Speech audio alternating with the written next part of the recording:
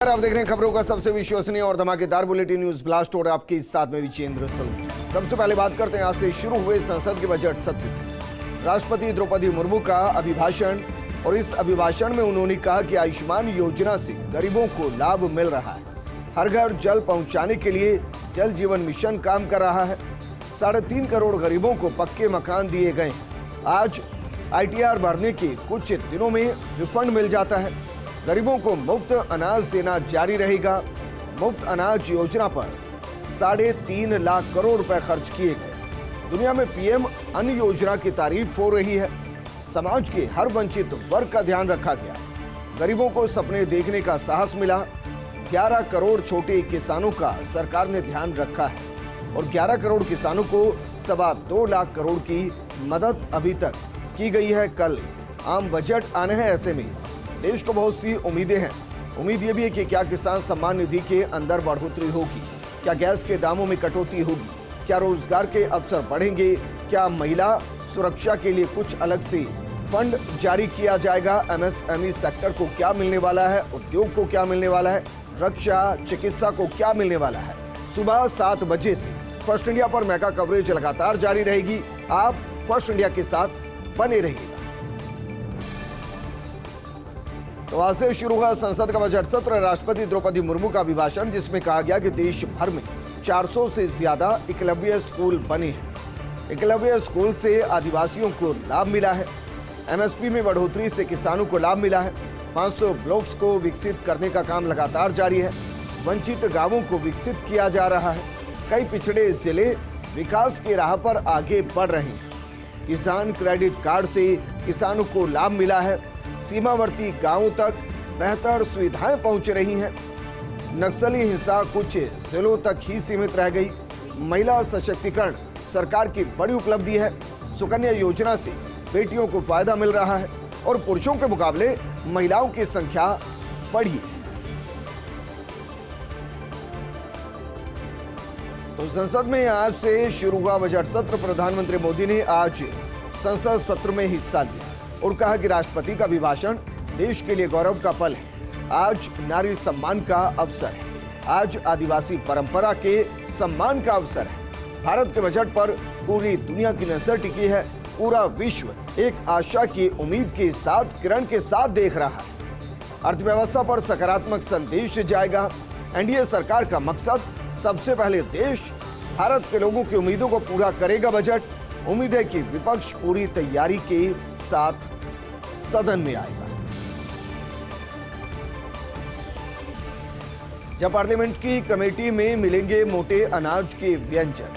आज से शुरू हो रहे इस सत्र में सांसद, कर्मचारियों, आगंतुकों के लिए व्यवस्था की गई है। ज्वार का उपमा और बाजरे की खिचड़ी का लुत्फ उठाया जा सकता है। राजस्थानी बाजरे के चूरमे और बाजरे की राब का भी स्वाद यहाँ मिलने वाला है।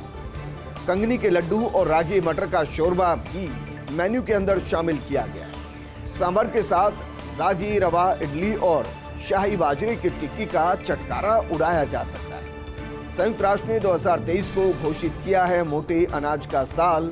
मोटे अनाज को प्रोत्साहन के लिए भारत सरकार ने एक बेहतरीन प्रस्ताव पेश किया और देश की सबसे बड़ी लोकतंत्र के मंदिर के अंदर अब खाने के तौर पर मोटे अनाज के व्यंजनों का लुत्फ भी उठाया जा सकता है।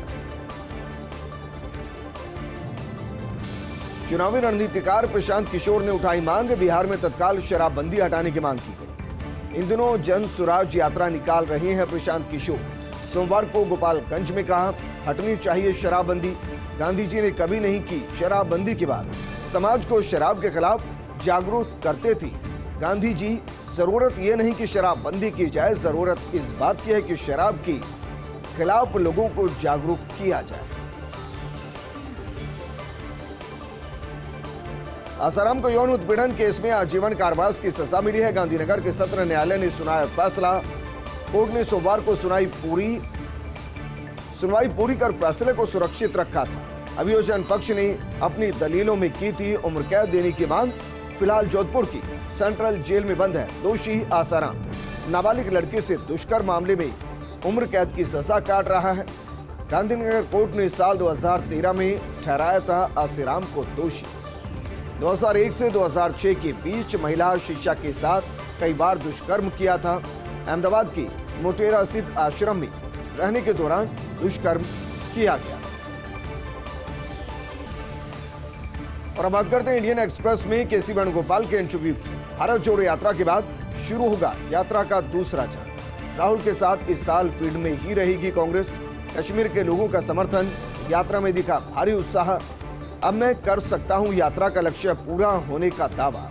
कांग्रेस के संगठन महासचिव हैं केसी वेणुगोपाल और कन्याकुमारी से जिस तरीके से कश्मीर तक ये यात्रा निकली, यकीनन देश की आजादी के बाद किसी नेता ने पैदल चलकर इतनी लंबी यात्रा की हो, इतने दिन तक की हो, ऐसा रिकॉर्ड किसी के नाम नहीं है। ये राहुल गांधी की उपलब्धि है। लेकिन अब माना जा रहा है कि ऐसा नहीं है कि इस यात्रा के बाद कांग्रेस वापस दफ्तरों तक सीमित हो जाएगी, बल्कि कहा जा रहा है कि इस पूरे साल राहुल गांधी के साथ कांग्रेस सड़कों पर यूं ही संघर्ष करती हुई नजर आएगी। राइट टू हेल्थ पर मतभेद बरकरार है। एएचपीआई की पीसी में फिर से चर्चाओं में आया right to health bill. Conference में डॉक्टर एमएल स्वर्णकार ने कहा कि राइट टू हेल्थ होना चाहिए। सरकार और जनता के लिए universal health coverage important issue है, लेकिन यह ध्यान रखा जाना चाहिए कि हॉस्पिटल्स को नुकसान न हो, साथ ही पेशेंट्स और सरकार को भी कोई दिक्कत न आए। इस तरह से कोई सामंजस्य बैठाकर इसे आगे लाना चाहता है तो हम स्वागत करें। जबकि दूसरी तरफ डॉक्टर विजय कपूर ने खुले मंच से इसका विरोध किया। प्राइवेट अस्पताल और नर्सिंग होम सोसाइटी के सचिव डॉक्टर कपूर ने कहा, किसी भी सूरत में राइट टू हेल्थ बिल को मंजूर नहीं किया जाएगा। वहीं जीएमए के सचिव डॉक्टर अनुराग ने कहा कि बिल पर सलाह हो रही है। आईएमए सभी चिकित्सक संगठनों से बिल के बिंदुओं पर चर्चा कर रहा है। जल्द ये साफ कर देंगे कि बिल को लेकर आईएमए का क्या स्टैंड है। सीबीआई में डीआईजी और एसपी सर पर नियुक्तियां और एक्सटेंशन। 2 आईपीएस को 5 साल के लिए डीआईजी और 2 को एसपी के रूप में नियुक्त किया गया। सुधीर कल्याण हिरमेट सत्यवीर सिंह की डीआईजी के तौर पर नियुक्ति हुई है, जबकि मंजुनाथ सिंघी और दिव्या सारा थॉमस को सीबीआई में एसपी बनाया गया। डीआईजी और एसपी के रूप में कार्यरत 4 अफसरों को कार्यकाल विस्तार दिया गया है। विजेंद्र बिदारी, अनूप टी मैथ्यू, अशोक कुमार और मनोज वर्मा वो 4 अफसर जिनको एक्सटेंशन दिया गया है। वहीं डीजी आईसीजी ने लिया रिटायरमेंट। नए डीजी की घोषणा का इंतजार है। आज सुबह वीरेंद्र सिंह पठानिया ने विदाई परेड ली और गार्ड ऑफ ऑनर भी लिया। अब रक्षा मंत्रालय को आईसीजी के लिए अगले डीजी के नाम पर फैसला लेना बाकी है। जानकार सूत्रों के हवाले से जो खबर मिल रही है, 9 फरवरी 2023 तक कर दी जाएगी नए डीजी की नियुक्ति। और 1 फरवरी को अयोध्या पहुंचेगी शालिग्राम शिला। नेपाल की गंडकी नदी से निकाली गई है शालिग्राम शिला। रामघाट क्षेत्र स्थित श्री राम सेवकपुरम कार्यशाला में ये शिला रखी जाएगी। इसके बाद इसे किया जाएगा श्री राम जन्मभूमि तीर्थ क्षेत्र ट्रस्ट को समर्पित। गोरखपुर के रास्ते अयोध्या पहुंचेगी शालिग्राम शिला। 2 फरवरी को राम सेवकपुरम में ट्रकों से शालिग्राम शिला उतारी जाएगी और कहा जाता है कि जो शालिग्राम को पूजते हैं उनके घर में लक्ष्मी का वास होता है। और अब बात करते हैं अर्थव्यवस्था पर। अंतर्राष्ट्रीय मुद्रा कोष यानी कि आईएमएफ की रिपोर्ट का एशिया की तीसरी सबसे बड़ी अर्थव्यवस्था बना रहेगा भारत। 2023-24 में भारत की वृद्धि दर 6.1% रहने का अनुमान है। 2023 में वैश्विक वृद्धि में भारत चीन का 50% योगदान रहा। बाहरी चुनौतियों के बावजूद तेजी से विकास करेगा भारत। और आईएमएफ की जो रिपोर्ट है लगभग आर्थिक सर्वेक्षण को सपोर्ट कर रही है, क्योंकि आईएमएफ की रिपोर्ट कह रही है कि 6.1% की ग्रोथ भारत की रहेगी और आर्थिक सर्वेक्षण भी यही कह रहा है कि 6 से 6.7 के आसपास जीडीपी भारत का रह सकता है। 1 अप्रैल से स्क्रैप में भेजे जाएंगे 9 लाख सरकारी वाहन। केंद्र राज्य सरकारों सार्वजनिक उपक्रमों के 15 वर्ष पुराने वाहन। केंद्रीय मंत्री नितिन गडकरी ने फिक्की के कार्यक्रम में इसकी घोषणा की। सरकार ने 15 साल पूरे कर चुके वाहनों की उम्र पूरी जिनकी हो गई है, उनको सरकारी उन वाहनों को कबाड़ में भेजने की तैयारी कर दी है। स्क्रैप पॉलिसी के तहत सरकार को क्या मिलेगा बताना मुश्किल, लेकिन ये सच है कि 15 साल से ज्यादा जिनकी लाइफ हो गई है उनको अब स्क्रैप कर दिया जाएगा। और अब बात करते हैं ऊर्जा विभाग की, जहां हाई लेवल पर हाई वोल्टेज ड्रामा, बिजली कंपनियों में अफसरों के बीच चरम पर पहुंची खींचतान, बदलाव की सुगबुगाहट के बीच बड़े अफसरों के लिए शिकायतों का दौर शुरू। एक अनुभवी साहब के लिए जब हुई ठेकेदारों से मिले भगत की शिकायत, तो पिछले दिनों अनुभवी साहब ने सीएम को भेज दिया असाइंड शिकायती पत्र, अनसाइंड शिकायती पत्र, यानी कि बिना हस्ताक्षर का शिकायती पत्र भेज दिया। बिजली कर्मचारियों के कामकाज को लेकर कई तरह की गंभीर शिकायतें की। सीएमओ की तरफ से इस शिकायती पत्र पर डिस्कॉम से जवाब मांगा गया है। बाकायदा शिकायत करने वाले साहब के नाम का उल्लेख करते हुए रिपोर्ट मांगी गई, तो पत्र में अनुभवी साहब का नाम देकर डिस्कॉम के अफसर दंग रह गए। खुद साहब भी अपनी शिकायत पर इस तरह सार्वजनिक रिपोर्ट मांगे जाने से आहत हैं, क्योंकि हाई लेवल से उन्हें दिए गए हैं कामकाज में सुधार के लिए कई अधिकार। ऐसे में सवाल यह है कि क्या इस तरह अफसरों के शीत युद्ध के बीच हो पाएगा पावर मैनेजमेंट।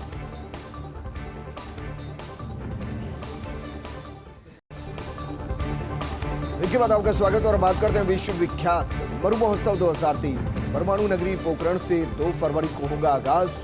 मरु महोत्सव के दौरान देखने को मिलेगा त्रिवेणी संगम। लोक कला और संस्कृति का होगा अनूठा संगम। राजस्थान की लोक कला संस्कृति की देखने को मिलेगी झलक। पर्यटकों को लुभाने के लिए होंगी विभिन्न कार्यक्रम। शहर की सजावट को दिया जा रहा दुल्हन सा स्वरूप। मरु महोत्सव को लेकर तैयारियां अंतिम चरण में और पर्यटकों को लुभाने के लिए विभिन्न कार्यक्रम आयोजित किए जाएंगे। शहर को सजाया गया है दुल्हन की तरह, पूरे शहर को सजाया गया है। मरु महोत्सव को लेकर अंतिम चरण में तैयारियां चल रही हैं और तैयारियां जोर शोर से चल रही हैं।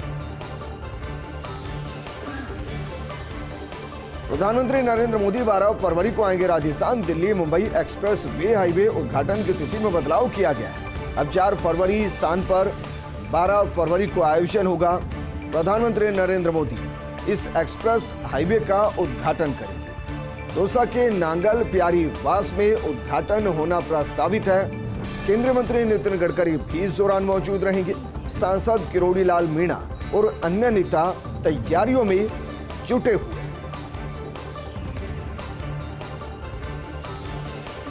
अजमेर डिस्कॉम को आज समझ आया बिजली जाने का दर्द। आज अचानक डिस्कॉम कार्यालय की ही बिजली चली गई। दिया तले अंधेरा आज नजर आया। एमडी एनएस निर्माण भी मौजूद थे डिस्कॉम कार्यालय में, और कमाल की बात यह है कि उसी वक्त कटआउट हुआ, बिजली आउट हो गई। एमडी ने तुरंत टाटा पावर के अधिकारियों को फोन किया और फटकार लगाई, लेकिन टाटा पावर का हाल तो इससे भी ज्यादा खराब रहा। सिर्फ आज ही नहीं, पिछले कई दिनों से टाटा पावर कर रहा लापरवाही। एक दिन पहले भी टाटा पावर के पास से हजारों शिकायतें, लेकिन कुछ ही शिकायतों का टाटा पावर ने निपटारा किया। और बात करते हैं जोधपुर में होने वाली बैठक की। पर्यटन विभाग के स्तर पर सभी तैयारियां पूर्ण कर ली गई है। वर्किंग ग्रुप की दूसरी बैठक 2 से 4 फरवरी तक जोधपुर में होगी। 21 से 23 मार्च को उदयपुर में वर्किंग ग्रुप की बैठक होगी। 21-22 अगस्त को जयपुर में वर्किंग ग्रुप की बैठक होनी है, जबकि 24 और 25 अगस्त को जयपुर में होगी दूसरी मंत्री स्तरीय बैठक। G20 वर्किंग ग्रुप की जोधपुर में बैठक, जिसको लेकर तमाम तैयारियां पूरी कर ली गई हैं। पर्यटन विभाग के स्तर पर ये तैयारियां पूरी की गई हैं। वर्किंग ग्रुप की दूसरी बैठक 2 से 4 फरवरी तक जोधपुर में होनी है। 21 से 23 मार्च को उदयपुर में वर्किंग ग्रुप की बैठक होगी। 21 से 22 अगस्त को जयपुर में होगी वर्किंग ग्रुप की बैठक, और 24-25 अगस्त को जयपुर में होगी दूसरी मंत्री स्तरीय बैठक। जेकेलोन अस्पताल में मरीजों की राहत से जुड़ी खबर है। अस्पताल में कल से शुरू होगी 10 तरह की जरूरी जांचें। कैल्शियम, आयरन के अलावा संक्रमण की जांचें भी शुरू होंगी। अस्पताल अधीक्षक डॉक्टर आर.के. गुप्ता ने आदेश जारी कर दिए। शीतकालीन समय में सुबह 9 बजे से दोपहर 2 बजे तक सुविधाएं मिलेंगी, जबकि अगर बात ग्रीष्मकालीन की जाए तो उस दौरान सुबह 8 बजे से दोपहर 1 बजे तक सुविधा मिलेगी। Iron, calcium, S iron, total iron, binding capacity, इसके अलावा IPF, CRP, alpha fetoprotein, D dimer और एंटी न्यूक्लियर एंटीबॉडी टेस्ट की सुविधाएं उपलब्ध रहेंगी। ओलावृष्टि किसानों के लिए शोलावृष्टि। 14 जिलों में 14.92 लाख हेक्टेयर फसलें बर्बाद हो चुकी हैं, खराब हो चुकी हैं। पाले, शीतलहर और ओलावृष्टि से खराबा हुआ है। तेज हवा के साथ बारिश से फसलें बर्बाद हो गई हैं। लगातार 2 दिन जोरदार बारिश से किसानों की उम्मीदों पर पानी फिर गया है। सबसे ज्यादा नुकसान सरसों की फसल को हुआ है। जिला कलेक्टर तत्काल सर्वे कर विशेष गिरदावरी की रिपोर्ट सौंपेंगी। मुख्यमंत्री गहलोत भी खराबे को लेकर दे चुके हैं निर्देश। फसलों को हुए नुकसान का शीघ्र आकलन करवाने के निर्देश दिए गए। सीएम ने कहा कि आपदा में किसानों को हर संभव सहयोग करें। इस बुलेटिन में फिलहाल इतना ही, लेकिन आप बने रहिए फर्स्ट इंडिया न्यूज के साथ, क्योंकि खबरों का सिलसिला लगातार जारी है। नमस्कार।